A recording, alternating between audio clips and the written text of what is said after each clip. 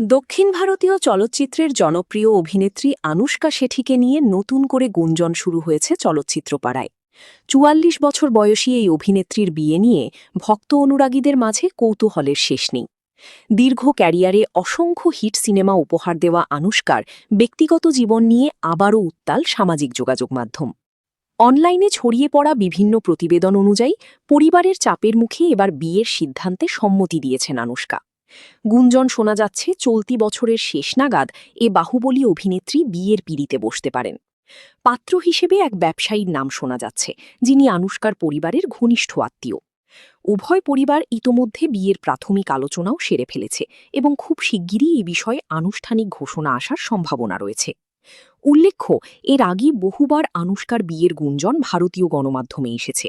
কখনো কোনো চিকিৎসক, আবার কখনো কোনো সহ অভিনেতার সঙ্গে তার সম্পর্কের কথা উঠেছে। তবে এবারের খবরটি আগের তুলনায় অনেক বেশি জোরালো বলে মনে করছেন অনেকে। ২০১৫ সালে এস রাজামৌলির ব্লকবাস্টার সিনেমা বাহুবলী দ্য বিগিনিংয়ে দেবসেনা চরিত্রে অভিনয় করে প্যান ইন্ডিয়া তারকা হিসেবে খ্যাতি পান আনুশকা। তার অসাধারণ অভিনয় এবং সৌন্দর্য সে সময় বিশ্বজুড়ে দর্শকদের মুগ্ধ করে। সর্বশেষ এই অভিনেত্রীকে ২০২৫ সালে মুক্তিপ্রাপ্ত তেলেগু অ্যাকশন থ্রিলার ঘাঁটিতে শিলভৎ চরিত্রে দেখা গেছে, যেখানে তার সঙ্গে ছিলেন বিক্রম প্রভু ও জগপতি বাবু।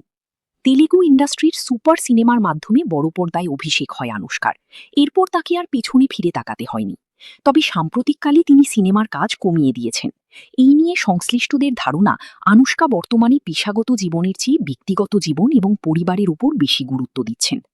যদিও সামাজিক যোগাযোগ মাধ্যমে এই খবরটি ব্যাপকভাবে ভাইরাল হয়েছে, তবুও আনুশকা শেঠি বা তার পরিবারের পক্ষ থেকে এখনও পর্যন্ত কোনো আনুষ্ঠানিক বিবৃতি পাওয়া যায়নি।